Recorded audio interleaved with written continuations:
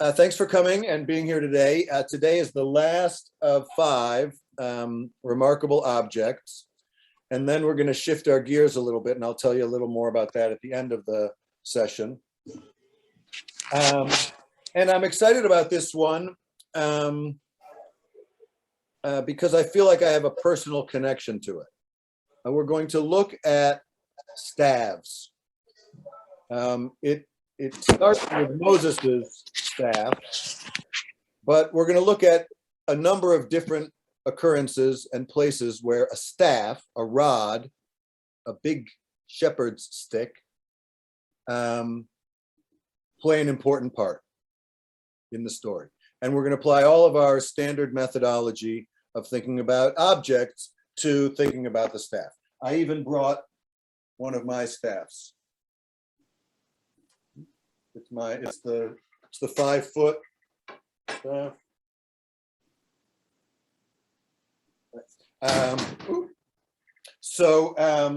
And I'll talk about that in a second. I have it actually not just for kicks, but to make a point later on. So I've done a little bit of training in Taekwondo with a staff, bow staff. In Korean, it's called a bow, a simple straight stick. And it's the most basic weapon there is. So it's particularly easy to start, and it's also particularly challenging because the simpler something is, the harder it is to get like really good at it. And I only have a little bit of experience with it, but it's a way you begin to be introduced to weaponry in Taekwondo. The other thing you start to learn early is sword. All the other stuff is kind of built around either an impact weapon or a bladed weapon. Anyways, that's just my sort of personal interest in it. And so I have a number of staffs that I use and practice with and train with, and I think about them and how they might, what message, what meaning do they convey? What meaning does a staff convey? Just a quick reminder of our basic questions we are asking about all of these objects. And then we'll jump into our text. Our basic questions are, what is it? The simplest question, what is it? What is it made of? Is it unique and rare and valuable? Or is it common and universal and everybody's got one and they're not particularly valuable? Where is it? And who has it? And when does it appear in our story? All of those relate to the interaction of that thing with the characters of our story and how it drives the story forward, what role it plays in the story. And we start to imagine what it would be like if that thing wasn't there. The story would sort of stall. And then we're going to ask, where is it now? Okay, so there's Barbara. Welcome her in. Hello. Good, and then let me share my screen here. Any questions up to this point? Everybody's used to this already.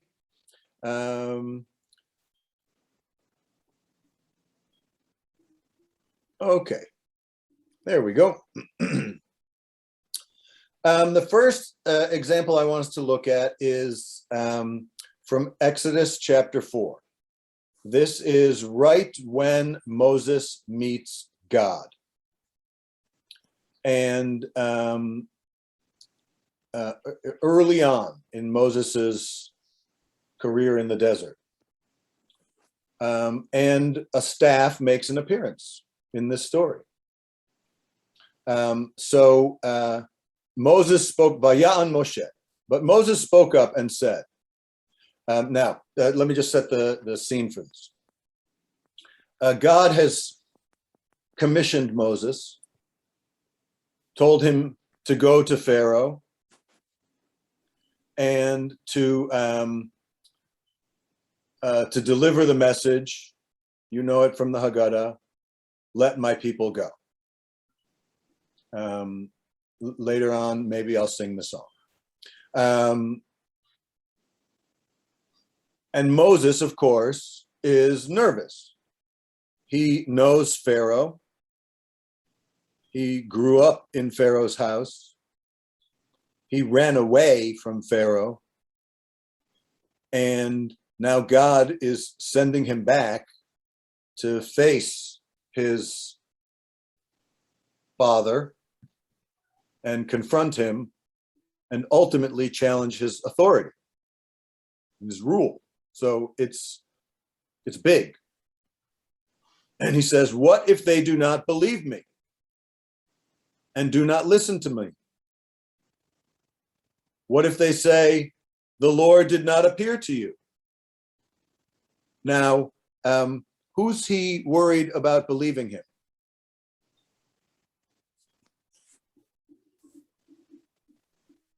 Fellow Jews. Yes, right. It's what if it's not the Egyptians he's worried about here. I mean, he may be worried about visiting Pharaoh and losing his head, but his first initial problem is these guys are not going to believe me, right? I mean, imagine you're the slave and this guy Moses, maybe you've heard of him, maybe you haven't, but he doesn't have a great reputation amongst the slaves. He killed a man, an Egyptian. I'm sure they suffered for that. And then he ran away. So they're not going to believe him. Imagine you're that person, like, yeah, there's this God out in the desert, and he appeared to me in a bush, and it didn't burn, and he said, you're going to be free. Okay, so he needs, simple signs and wonders. So God says to him, and I love this, he asked the same question that we asked. He says, hey, what is that? Moses already has the staff in his hand. So this is a possession which Moses already has. Because of course, Moses is a shepherd. He works for his father-in-law, Yitro, out in the desert. Yitro is the Kohen Midian. He's the Midianite priest, high priest.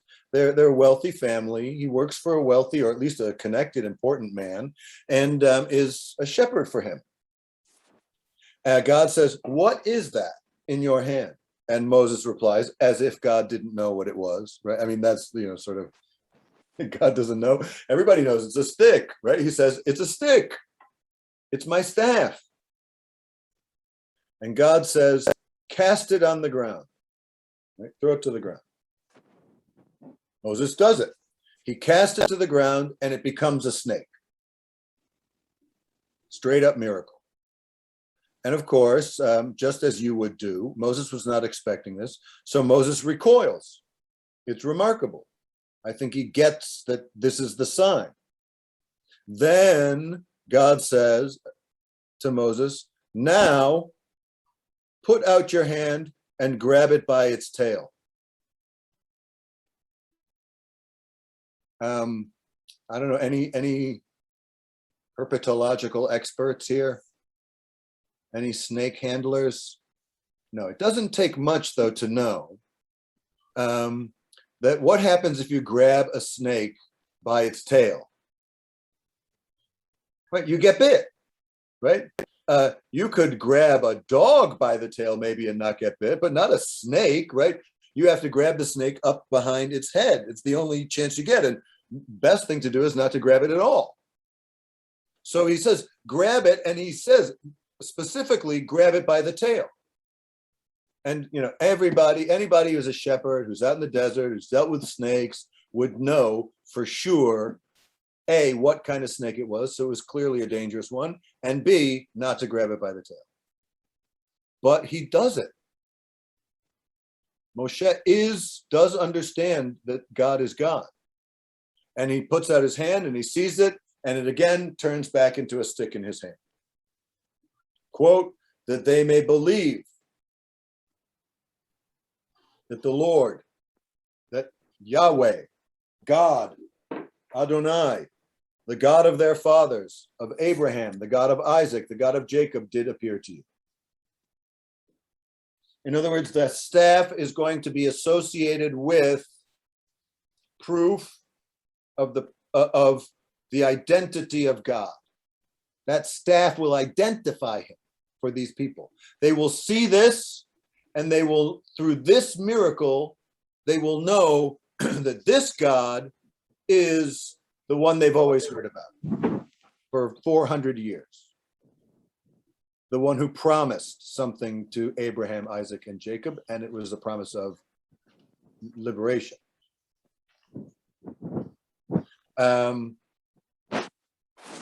Any questions up to there? Any comments on this rod?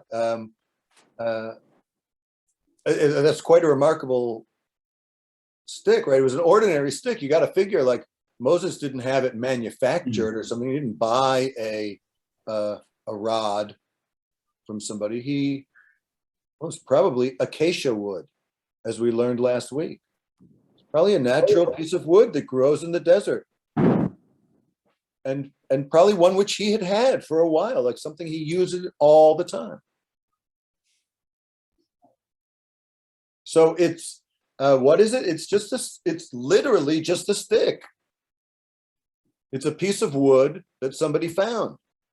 And it's not particularly valuable. Everybody has one. Any shepherd has one. Every shepherd has one.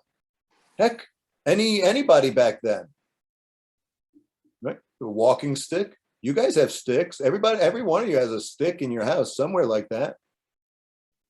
They're perfectly ordinary things. They're really not worth anything.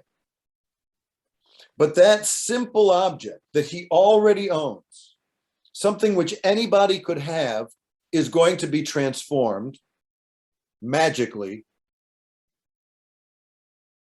If miracles pose a problem for you in the storyline, if we're having a hard time believing this is a real object, well, this is partly why. Because this flies in the face of all of our experience, where plants do not turn into animals and back into plants again. Not if you've seen Penn and Teller. Yeah, those guys are remarkable, aren't they? I love that kind of illusion. Well, you'll see in a second, Suzanne, that that illusion and magic come into play in this very next text, right? Because we're not done with this staff that Moses has. It's going to stick around. Just 3 chapters, thank you. Just 3 chapters. It was a big hit.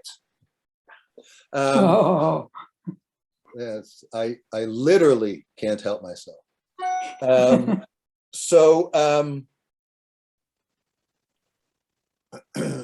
Just 3 chapters later, Moses goes with Aaron. You remember the whole story. He's also worried about that he will be migam game, that he will be tongue-tied and stumble over his words, that he'll be a stutterer or whatever that means, some kind of impediment. And Aaron is going to go with him. So Moses and Aaron, brothers, together, and their closeness and their proximity to Moses's staff kind of gives the staff the patina of also belonging to Aaron. But but it kind of goes back and forth. So don't let that bother you. I think that's kind of on purpose. Moshe and Aaron they're a pair, and they almost always go together. Rare exception. And certainly before Pharaoh, they appear as, brothers, partners. They both stand before Pharaoh. But we'll see the staff kind of changes its identity from Moses to Aaron and back and forth again. And Adonai said, does someone else want to read?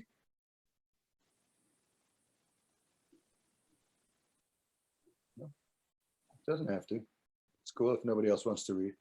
I'm happy. The Lord said to Moses and Aaron, When Pharaoh speaks to you and says, produce your marvel, you shall say to Aaron, take your rod and cast it down before Pharaoh. It shall turn into a serpent. Okay, so they're planning their pitch to Pharaoh. So Moses and Aaron came before Pharaoh and did just as the Lord had commanded. Aaron cast down his rod in the presence of Pharaoh in his courtiers, and it turned into a serpent. Then Pharaoh, for his part, summoned the wise men and the sorcerers, and the Egyptian magicians in turn did the same with their spells.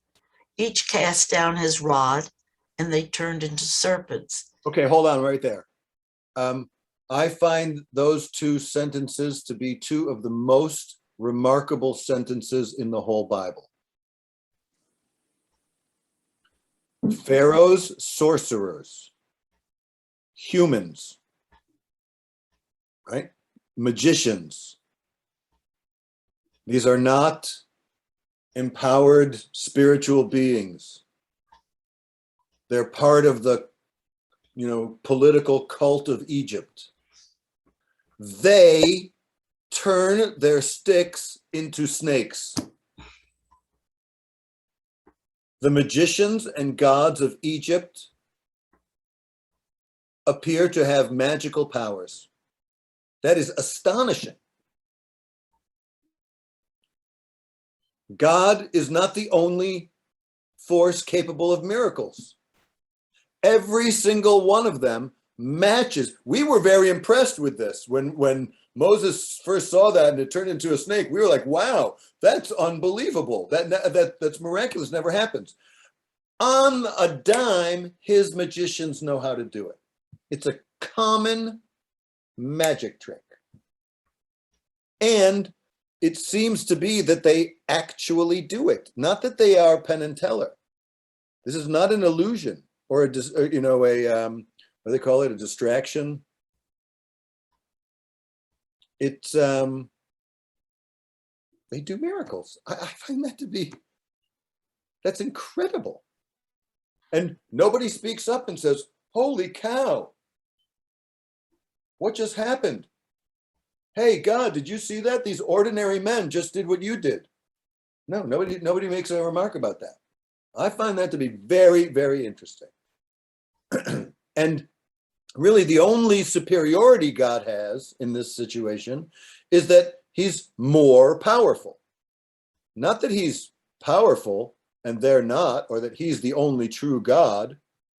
It's just that Aaron's snake eats their snake. I win, right? They made a snake, he made a snake, our snake wins. And Pharaoh's heart he's inclined towards stiffness. Pharaoh is not a flexible person, and he doesn't care, just as God had predicted. Any comments or questions up to there? So maybe this stick isn't even that remarkable a magic stick. Gosh, if you're, yeah, Cindy. Oh, I'm always a skeptic. Sorry. Good. No, it's good. So maybe what it might say is that it's not necessarily, it's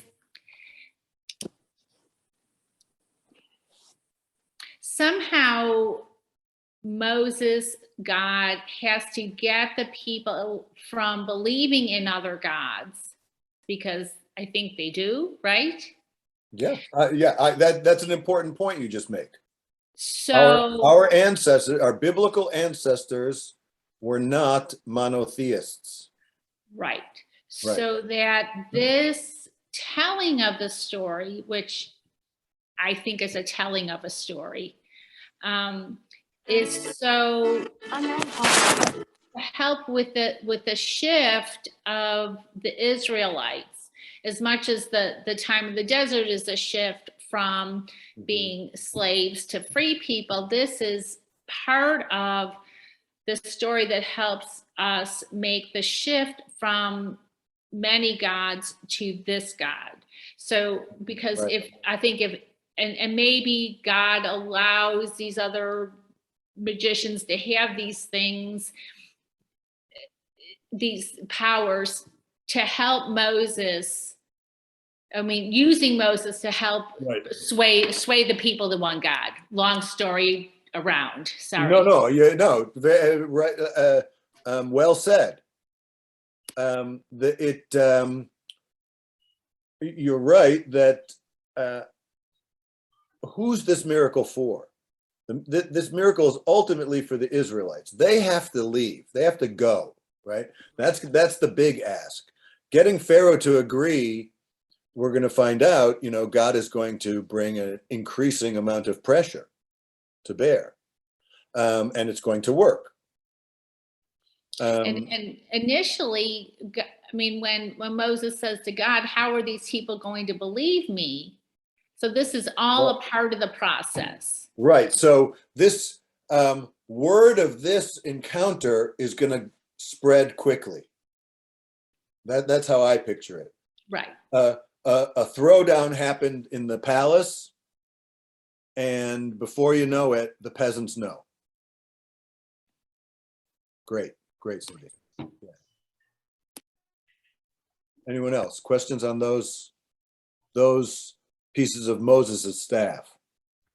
At least while he's still in Egypt. Okay, good. We're going to jump back in. All right, now you see that we're in the book of Numbers, Bamidbar.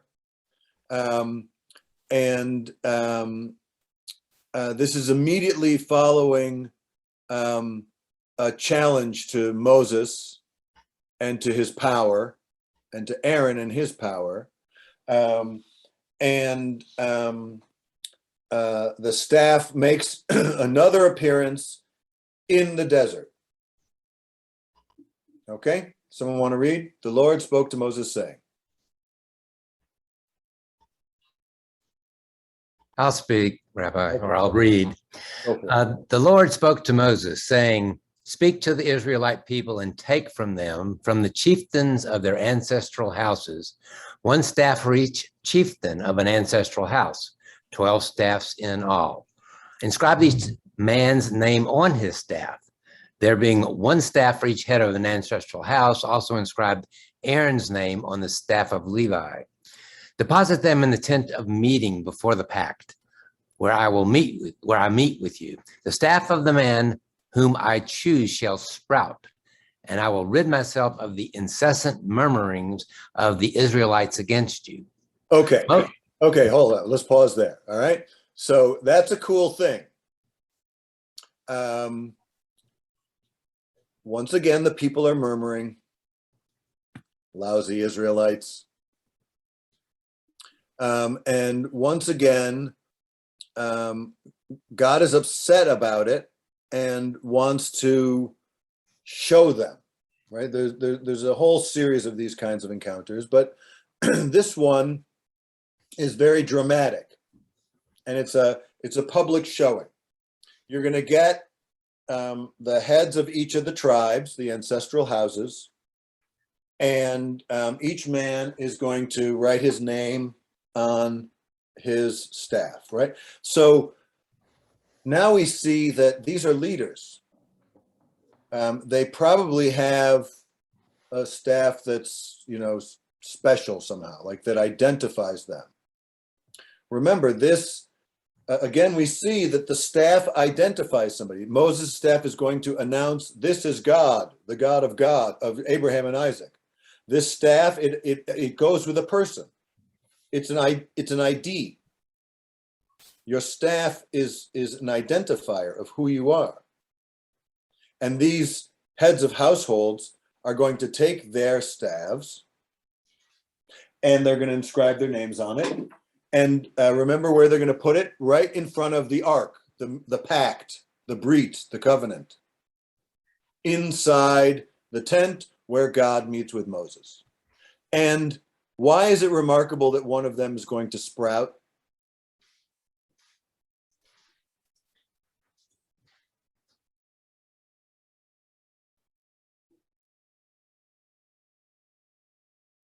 Because once you make a sprout out of a piece of wood, it can, I mean, it's gone, it's dead.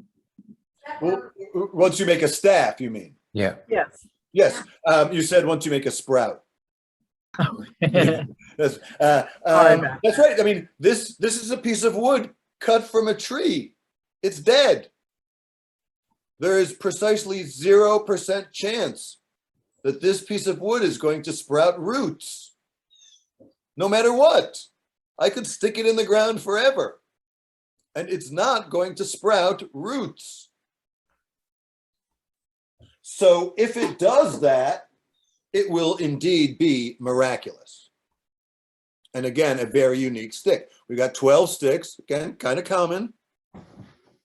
But one of them, whichever one, and by the way, do we know right now, as the reader, as the audience, which stick is going to be the one? Of course we do.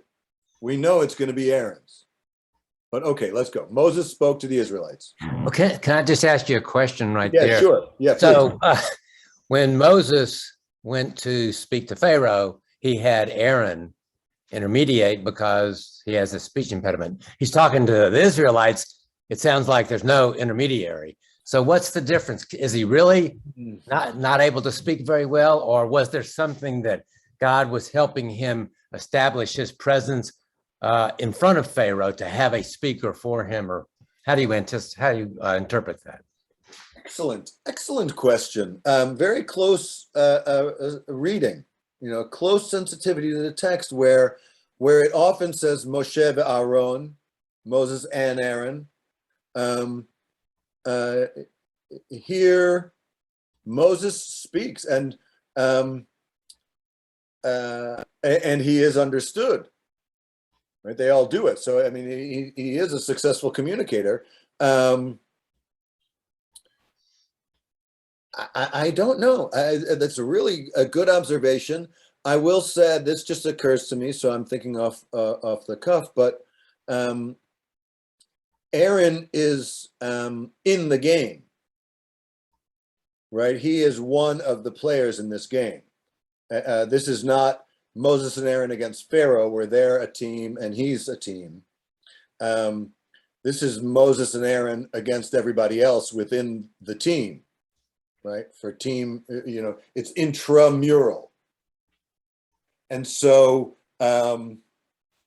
maybe Moses has to stand aside from, if otherwise it appears to be like, that there's preference for Aaron. Sure, Aaron's staff sprouted because Moses, was involved. But if it's Moses over here and Aaron is just one of the 12 representing the tribe of Levi on his own, separate from Moses, right? Then Levi is picked as the priesthood, because it's really a challenge to the house of Levi that's taking place. And Moses and Aaron are brothers. They're both of the tribe of Levi. And the Korachites and all those kinds, they say, well, how come you guys are special and get to be in the big house?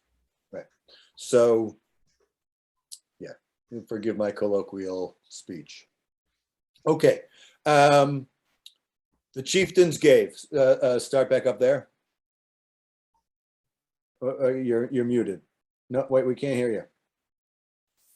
Their chieftains gave him a staff for each chieftain of an ancestral house, 12 staffs in all. Among these staffs was that of Aaron. Moses deposited the staffs before the Lord in the tent of the pact. The next day, Moses entered the tent of the pact, and there the staff of Aaron of the house of Levi had sprouted. Oh, of course, we knew that was going to happen, but no surprise.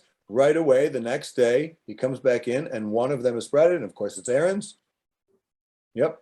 It had brought forth sprouts, produced blossoms, and borne almonds. Okay. That is really incredible. Not only did it show some sign of life, but it had a sprout and it flowered and it grew an almond. And my understanding is almonds do not grow quickly. So now that tells us, by the way, I guess, that Aaron's staff was an almond branch. If it's not, if it's an acacia branch and it grows almonds, it's even more remarkable. But let's assume it's, a peach tree grew a peach and it's an orange, it's an almond staff. What that, it's like miracle on top of miracles. I think that kind of sprouts and blossoms and almonds. We're supposed to feel like it's more than remarkable. It's super remarkable. Keep going.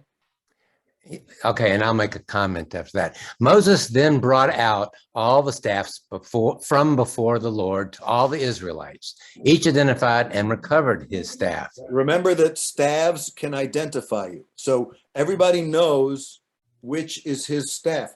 I want you to think about how. How do they know? I think God asked him to put everybody's name, Moses. To put Okay, so everybody's name is on them, right? That's the, like we heard that, and everybody's staff. So that there's, why do we need that detail in this story? Wouldn't the story be plenty fine without that detail? No, you need an accounting that all the staffs were the initial staffs, and that the one that sprouted was one of the initial few. Right. Initial It 12. feels it. It's the, it takes care of the whatever doubt there is. Let there be no doubt. Your name is on it. No man can claim, hey, wait a minute, that one was mine. Right? Which, by the way, God and Moses are anticipating. That's the whole reason you make a disclaimer kind of thing like that. Okay, good. Keep going. And then your comment. The Lord said to Moses, put Aaron's staff back before the pact to be kept as a lesson to rebels so that their mutterings against me may cease lest they die. This Moses did, just as the Lord had commanded him, so he did. Right. So everybody gets their own staff back because everybody's is normal still. And, but Aaron's is put with the tablets, right? The pack, that means the broken and the whole tablets that are in the ark. And what else is there? There's one other thing stored there. This is like the trio of the Holy Trinity. Almonds. Nope, the staff with almonds and the manna. Remember, there was an omer of manna stored in a jug, also near the pact, the covenant. And I think this is interesting, like all these things are reminders to future generations. Aaron's staff is going to become on permanent display with these other two things. To be a permanent lesson, I love this, to rebels. And why a lesson to rebels? Because lest they die. Like, this is a basic notion about God that I want to elevate here, that God does not desire the death of the sinner. Rather, that they turn from their ways and repent and recognize and live a better life. God wants us to live. I think that's very powerful. Yeah. So all the miracles that had preceded, back in the time of Abraham, Isaac, and Jacob, and Joseph, that's 400 years ago. I mean, those are stories. Those are stories. Right. Now we have Moses. Now Moses talked about the burning bush, but only Moses saw the burning bush. So that's just a story. Right. But eventually you mentioned about the serpents, and there was a question with the staff, whether, really was a miracle or whether, what was going on. There are magicians that can do these things. But now it seems like the children of Israel are seeing true miracles happen right before their very eyes. So I think those reminders in the ark are important. But it also brings to mind when the Israelites go to Mount Sinai and the whole mishigas that happens with the golden Right. thing. Their memory is short. I mean, it was in their generation. It was in their, Right. people were still alive. They when all need to these see miracles. they need to see something. They need reminders. They're very, yeah, you're right. They're very short memories completely. Right. And the whole dramatic presentation of the 12 staves, right? I don't know, like, try to picture the staging of that. There's a gathering, a bunch of people are around, the 12 leaders and their crew, right? These are like, senators with an entourage behind them. We've got people who they come, there's 50, 60, 70, 100, maybe the whole nation is gathered. And Moses comes out from the tent of the meeting in the center of the camp with 12, these are big sticks, right? They're not like little sticks like this that he put in the ground. He put their staff in the ground. And he comes out with 12 of them and only one of them. And he sticks them in the ground and he says, look, you come, stand by your staff and we'll see who's here. Right? There's a whole drama that's going on here. Without the staff, no drama. How do you, as you point out, how do you show people? There's got to be a showing. It's got to impress them, because otherwise they're going to die. They're going to cross God. And if there's, I say it's kind of jokingly, like little Monty Python-ish, like if there's one lesson you can learn from the Bible, it's don't cross God. He always wins. So, yeah, that's, it's important that this be an impactful lesson on them. These staffs, imagine these stories without the staff. Imagine if Moses goes in there, show me your sign. And he's like, well, God told me in the desert, in the bush that burned. Right? It's not, no. What story is going to get to the Israelites? There needs to be, and I keep going back to the staff as the identifier. It carries Aaron's identity. This staff, this ordinary stick, it means Aaron. It's like a scepter. Only it's not a scepter. All right. So that essentially elevates Aaron in the eyes of the Israelites too. That's right. Aaron is now, Moses is sort of like, the leader of the leaders, but Aaron is the head of the house of Levi, and he is the high priest. He's the priest, right? Moses is unique, truly unique. But other than Moses, there's Aaron. Yeah, I think that's right. It really, he's not just another chieftain. He's the chief of the chieftains and the head of the Levi tribe, which is central to the worship and close in proximity to God. All right. Now, that was Numbers 17. Now we go ahead to Numbers 20. And this is a well-known story. So someone want to join in? And again, we see Moses' staff come into play in a significant way, driving the story forward. I can read. Thank you. The Israelites arrived in a body at the wilderness of Zin on the first new moon, and the people stayed at Kadesh. Miriam died there and was buried there. I like how this story starts with, there's some historical place markers to let you know where we are and when we are, and the proximity to what must have been a communally wide significant event, the death of Miriam and her burial.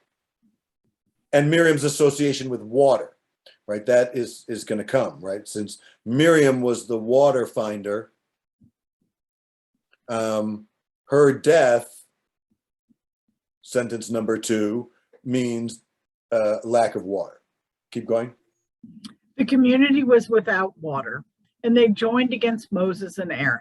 The people quarreled with Moses, saying, if only we had perished when our brothers perished at the instance of the Lord. Why have you brought the Lord's congregation into this wilderness for us and our beasts to die there? Why did you make us leave Egypt to bring us to this wretched place, a place with no grain or figs or vines or pomegranates? There's not even water to drink. Okay, so this is a common complaint we've heard before from the Israelites.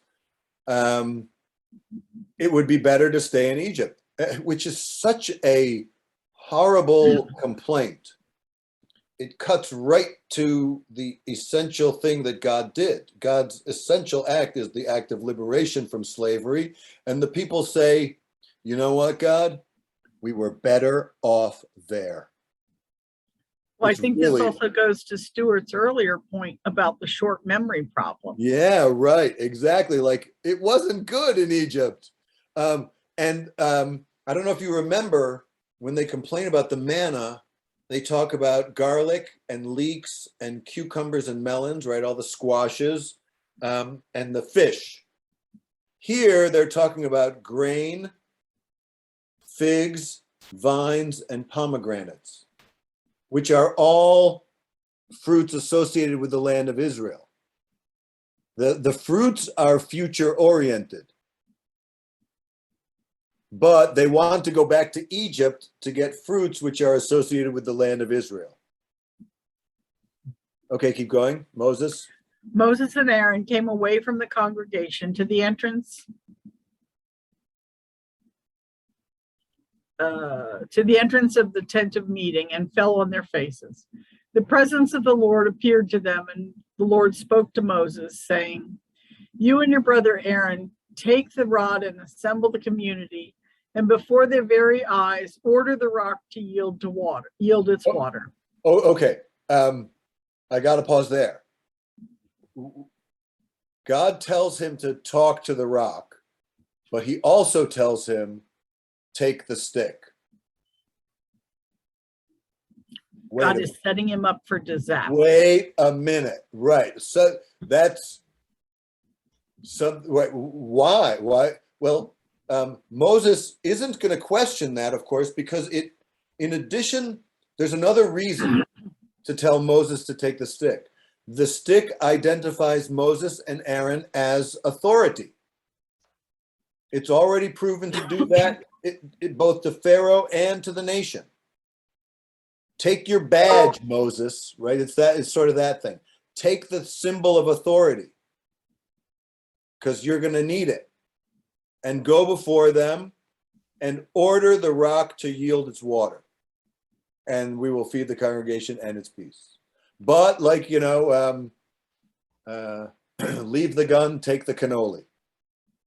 One of my favorite movie lines from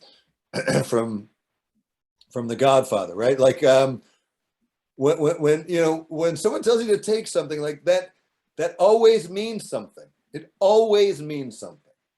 So you're right, Barbara. We know there's a setup here. Okay, keep going. Moses took the rod from. It mentions, by the way, that he took the rod, right? And in case you were in any doubt, there's a close-up shot of the rod as Moses grabs it and walks out the door. So you remember, as the reader, he's got the stick. Sorry. Moses took the rod from before the Lord as he had commanded him. Moses and Aaron assembled the congregation in front of the rock, and he said to them, "Listen, you rebels, shall we get water for you out of this rock?" And Moses raised his hand and struck the rock twice with his rod. Out came copious water, and the community and their beasts drank. But the Lord said, hold on. By the way, thank you, everybody, for tolerating my interruptions. It's kind of just the way I like to do it. And, read a little and talk a little, read a little and talk a little. But I sometimes it's abrupt. So thank you. I don't mean it to be abrupt. Listen, you rebels. Right? We just learned the whole point of this staff was to prevent the rebels from forgetting. Apparently, the staff did not work because, as we pointed out, they have a very short memory. And Moses not only hits the rock, he hits it twice. I think that's significant. And in some ways, even if striking the rock was the setup, the second strike,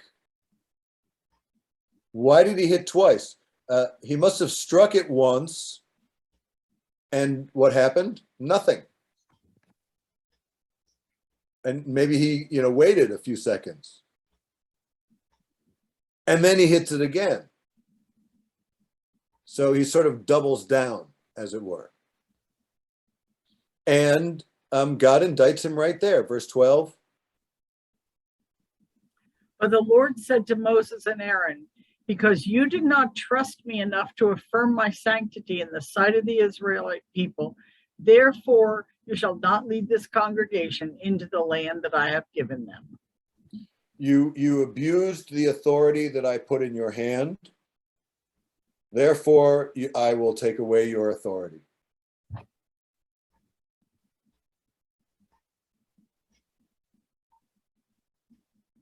And we rename this place.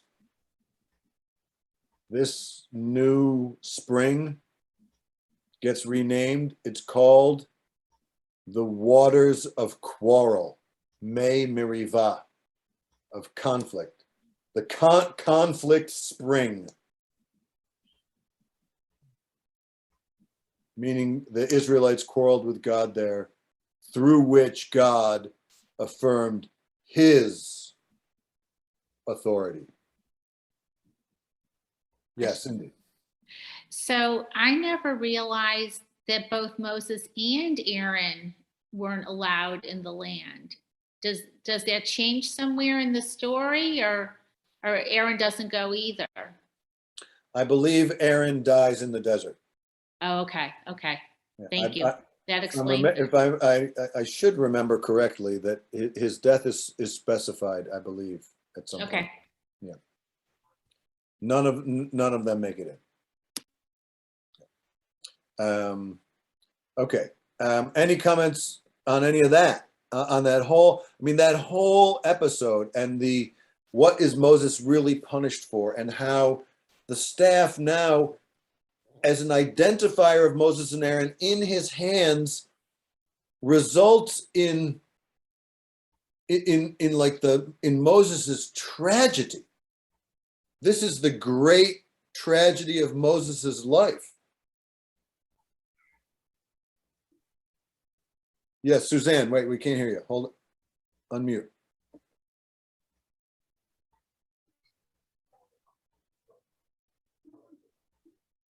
Sorry.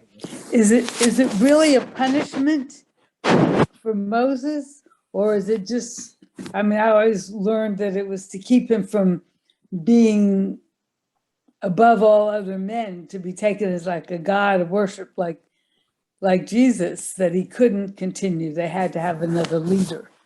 And this is just a rationalization to Moses why he couldn't go in.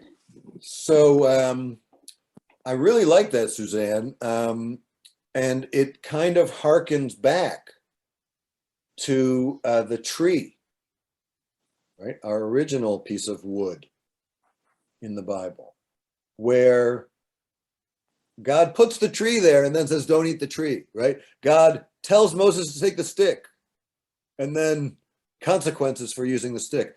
There, in each of those stories, the objects, God uses those objects to make happen what God knows has to happen. And I think you're right. Moses is not going into the land of Israel. That's never going to happen. God already knows that from the beginning. This is a dramatization. It's a telling in a dramatic way of a ostensible reason that the people will see, that Moses will see and experience, and that will fulfill the willful hand of God behind the story. Yeah, Barbara. And how do we explain that it was Aaron's staff that sprouted and had flowers and almonds. The Levi, it's bigger than Aaron, right? Levi still has to be the priestly tribe. It can't be that the priesthood is a landed and vested tribe.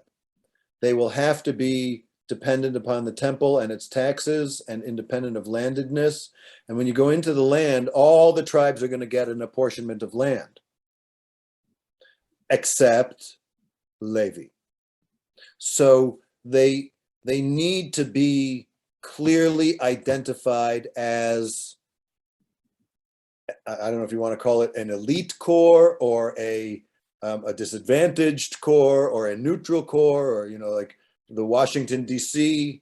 type, notion where the centrality of their role is linked to the temple and the cult, not to a specific piece of land like the others.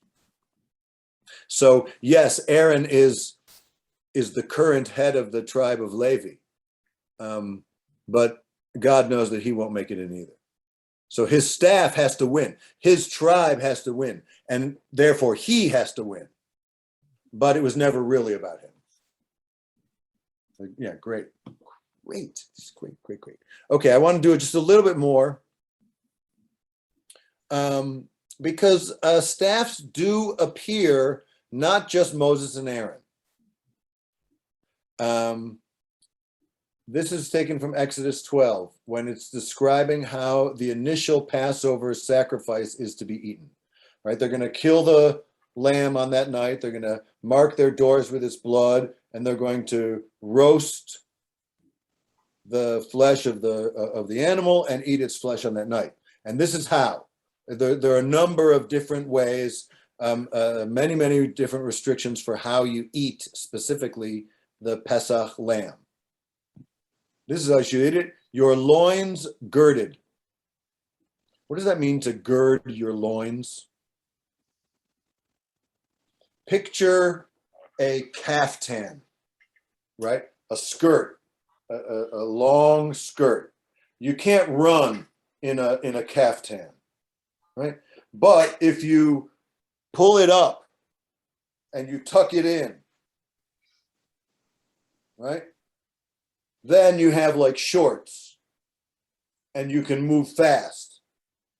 When the Torah says to gird up your loin, that means to pick up your dress and tuck it in your belt so that you're now wearing shorts and you can move quick.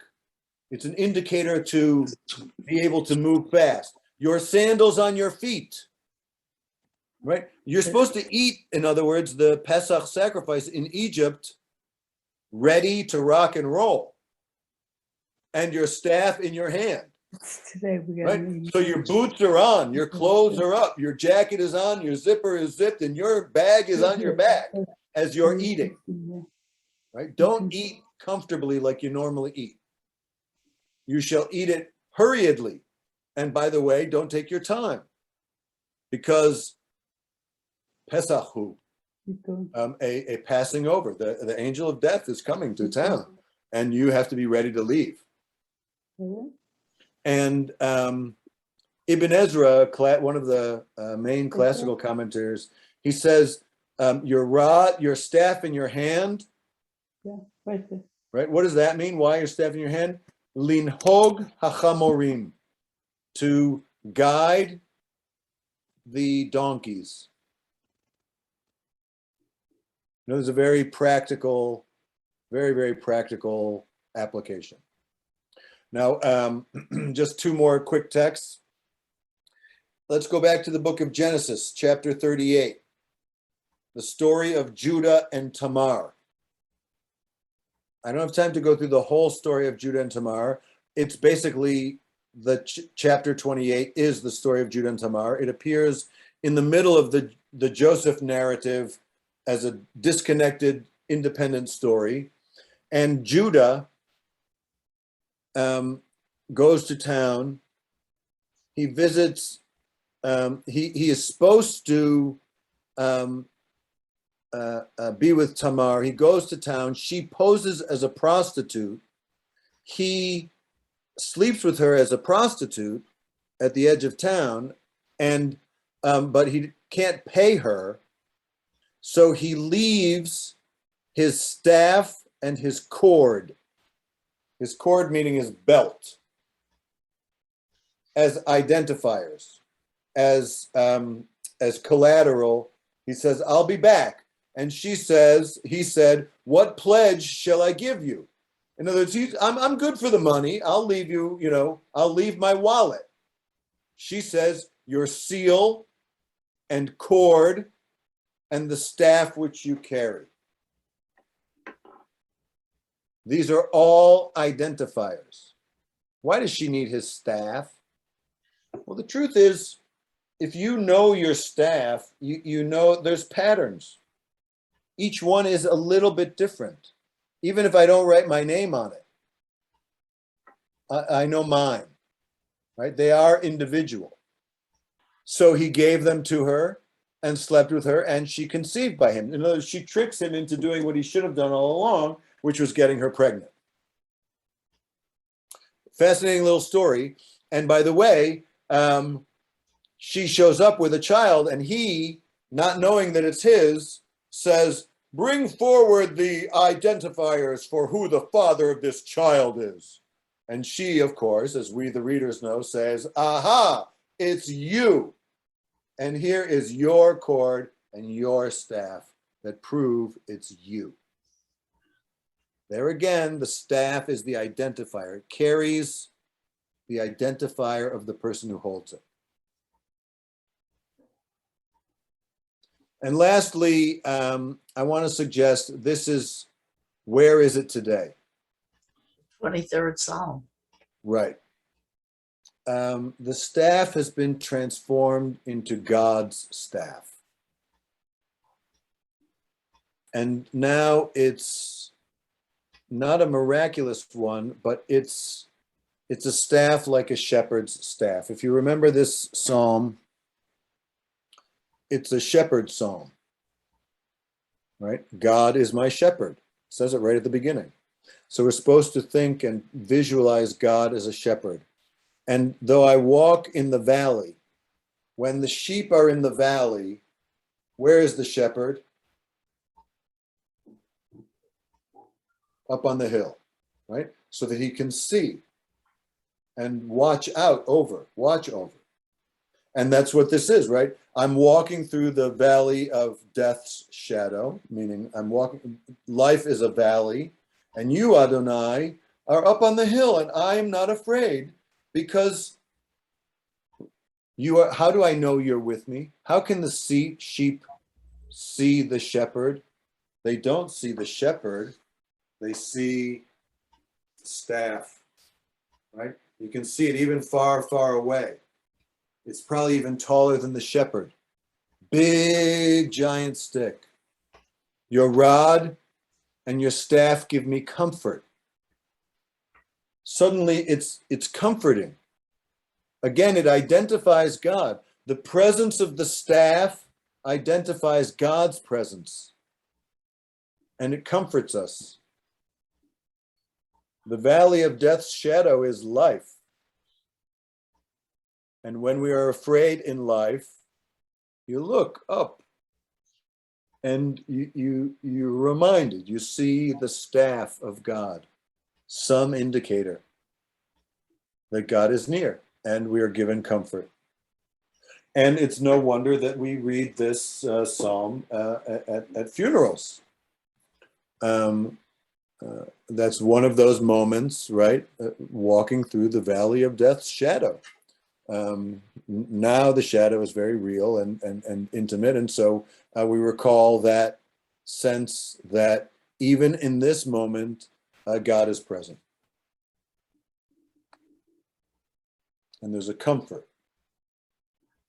to be able to see the staff. Good. Comments, questions, reactions to all of that? Staff training, as I call it. What is the difference in a rod and a staff? Yes, so a number of the commentaries talk about that. It's not really quite clear. One of them is called a shevet, shivtecha, and the other is a mish'an, umish'antecha. Your shevet and your mish'an, they comfort me. And so it seems to be two different ways of talking about a tool of the shepherd. What I think currently, this is what I think currently, just from my own, that's not what it actually means. One is sort of the crook, and one is the strike. So one is to correct, and one is to return, right? That God is sort of standing with two theoretical staves. One is the corrector, right? How do you keep the sheep together, right? Well, when one starts to run off to the side, you give it a little whack and it joins back into the group, right? You shepherd him back to the good way. And I don't know, maybe that's not, PC or not politically correct or something, but I think it's actually a valuable metaphor. And one which, if we're humble, we can say, yeah, sometimes, you need to be, you need to be reminded, like, hey, shape up, right? That's not okay. And, the sheep doesn't get hurt. And in fact, their life kind of depends on the shepherd being willing to whack them a little bit to get them back in line, because otherwise they separate from the group and they become vulnerable. The analogy I use to that is when my kids, as all kids do, they bit. Did your kids bite? Every kid bites. It's perfectly natural. And you got to learn it out of them quick. Kids cannot bite. My mom, Alea Shalom, used to tell us, when you bit, I bit you back. Just hard enough to let you know what you were doing. And so when my kids bit us, as they did, I bit them back. And I said to them, do not bite. It hurts. You cannot do it. And it didn't take but once or twice at the most for them to get it, because it's an important lesson and one which it didn't actually hurt them. It actually helped them, taught them something very valuable. And honestly, there's no other way. What are you going to reason with them? Right? They're 18 months, they're 4, 3, 2. I mean, something, they just have teeth. They're little simians, they bite. Okay, so you got to learn them that it hurts. The other is when one wanders and you gently guide them back, right? They're not leaving, but they're lost, right? They got lost, separated unintentionally. That one you don't whack, because they're not leaving intention. They're lost. So you hook them and you gently pull them back. And it's a yin-yang thing for me with God. Sometimes God is gentle and sometimes God is stern. And that's a way to think of it. Sometimes I need to be gently brought back in, lovingly returned to the right way. And sometimes you need a slap on the wrist. Yeah, Marcia. I'm really disappointed in God. the way he treated Moses.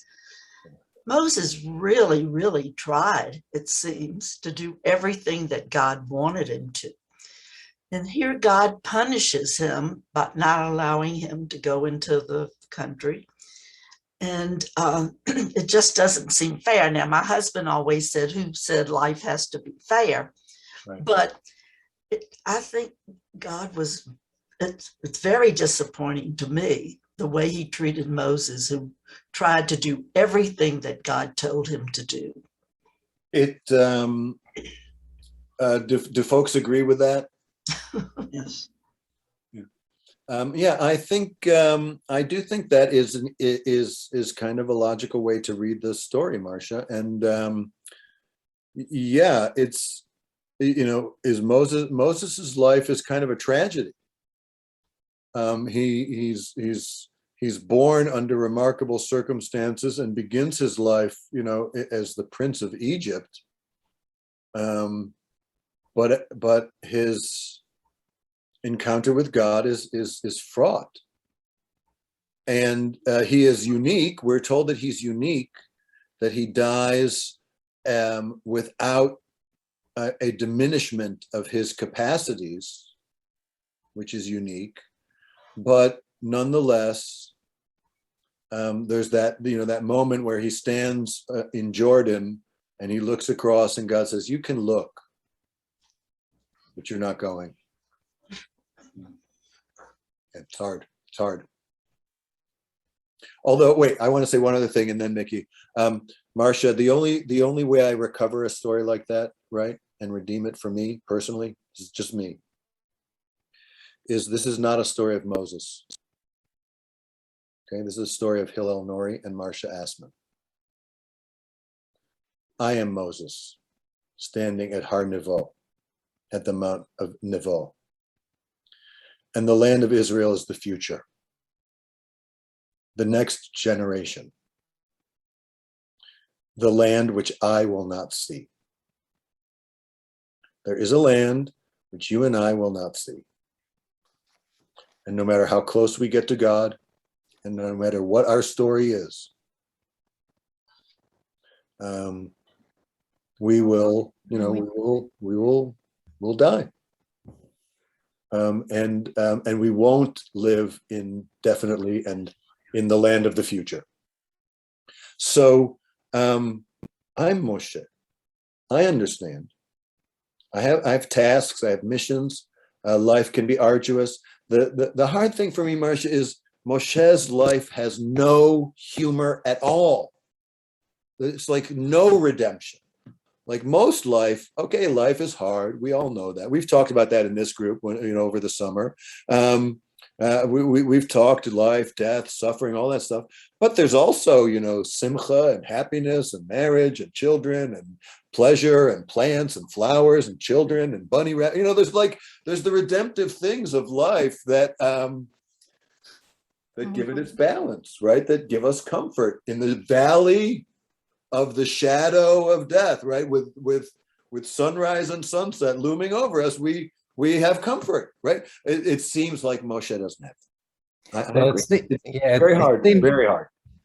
It seems like, you know, one of the first stories in the Torah about the humans, at least, is in the Garden of Eden. They say, "See that fruit there? You can't have it." Right. Okay? And then you took it, and then bad consequences. Right. Here at the end of the Torah, you know, God says, "See that land? You can't have it." You And that's can't. the ultimate punishment. So it sort of wraps the whole story Excellent. together. to me. Nice. Measure for measure. It's kind of a measure for measure.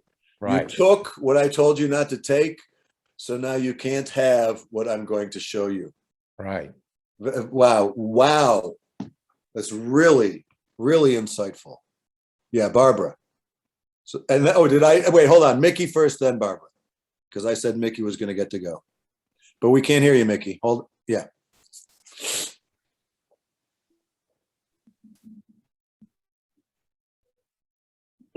Is it not perhaps a metaphor to say that even though we do everything right, we don't get a just reward?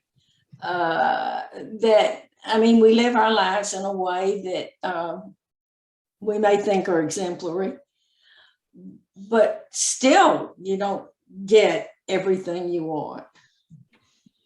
And Yes, I do think that is a lot of people's experience. I will say, at funerals, one of the traditional liturgies is we say Baruch Dayan Ha'emet, Adonai Shofet Tzedek Ve'emet, Ve'kol Mishpatav Tzedek Ve'emet. God is the judge, and his judgment is true. That's right. And all of his choices and decisions are righteous and true. And then we say quite explicitly, Notain lechol basar et pirio. He gives each according to his ways and the fruits of his deeds. And we acknowledge that God is just, the rock in whom there is no flaw. It's really remarkable thing to say. It's a faithful expression. It challenges our belief. And it asks us not to evaluate reward and punishment in a specific, it's not speaking about a particular person's life. It's speaking about all life. No one lives forever. And that is true and just and righteous. It's the way it must be. Yeah, Barbara. Oh, and then the other, and then the other Barbara B and then Barbara R. Yeah. I was going to say, I don't think we give much admiration to Moses for the fact that he stuck with the plan, because here are these people saying, oh, in Egypt, we had this and we had that. And he never comes back to them and says, what are you talking about? I was a prince and I gave that up. So I think he deserves admiration for that and how closely he bought into God's direction, God's story.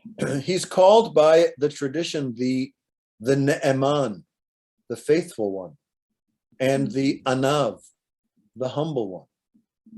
He does not ever make it about Moshe. He's kind of egoless in an unusual way. He's altered fundamentally by the burning bush experience. He has seen something which no other human has seen, and he cannot unsee it, I think. Yeah, he's fundamentally altered. Yeah. Other Barbara. Well, that's perfect segue, because although we say, wow, didn't he ever get any positives during his life, all these trials? Right. How positive is it to be selected out to see a burning bush, to be a vessel of God as a messenger? I mean, that just changes what we think or value about what's good. And as you said, and the very end of his life, he is thought of as selfless, quiet, behind the scenes. I mean, I think that's very positive from where I sit. He endures a lot of hardship, but he is also granted unique access and knowledge beyond anyone else's.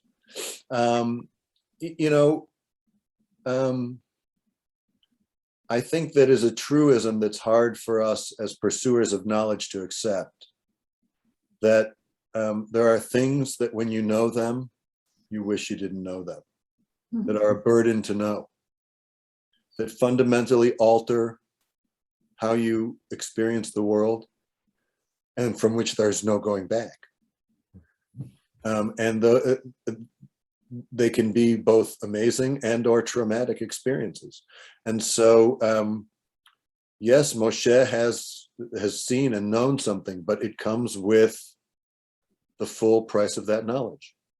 And and it's loneliness. I think for Moshe, it is the main tragedy of his life is loneliness. When you are the only one of a kind, you are inherently lonely. As doctors, we call that HIPAA violations. And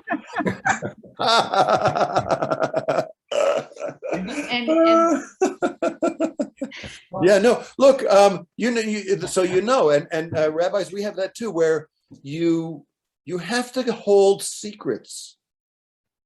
You have a real deep obligation to hold secrets, even from the people who you hold no secrets from.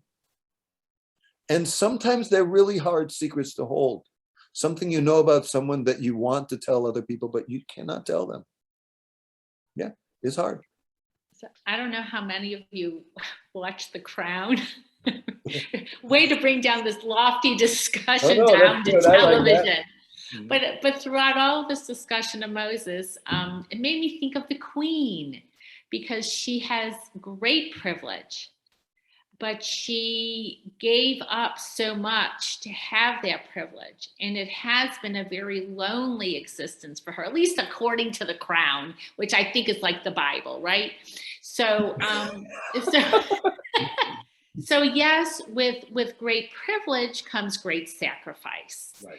And that's one of the, I don't know if it's a tragedy of leadership, of great leadership, or or it just is. It just is. It's something that just is because of the uniqueness of the individual. So yeah, the Queen. I feel bad for her.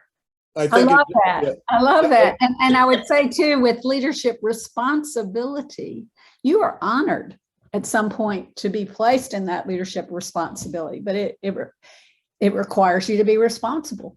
And that's it weighs you down. Yeah. And that's right. challenging. Yeah. And I think rabbis and doctors have it easier than Moseses and queens, because we can leave. Right? We can. Like, you can say, you know what? I'm too lonely. I'm going to now, I don't know, do something else, right? I mean, we're not, it is not noblesse oblige in that sense, where she cannot stop being the queen. And Moses, I don't think he could opt out all that easy. Yeah, Marcia. I think there are two expressions that you hear very often today that are so appropriate for Moses's life. One is no good deed goes unpunished. And the other one is man plans and God laughs. And so I think both of those sound just like Moses's life. Interesting. Yeah. I think there is that sense of there is a part of our life story which we don't know. Right. There's a whole plot going on, and the forces at work that shape who and what we are and what happens to us and our generations and our individual lives that we don't know, right? I don't know. And certainly in the Bible, that's true. That's right. It really does read like that. Wow. Well, this was great, everybody.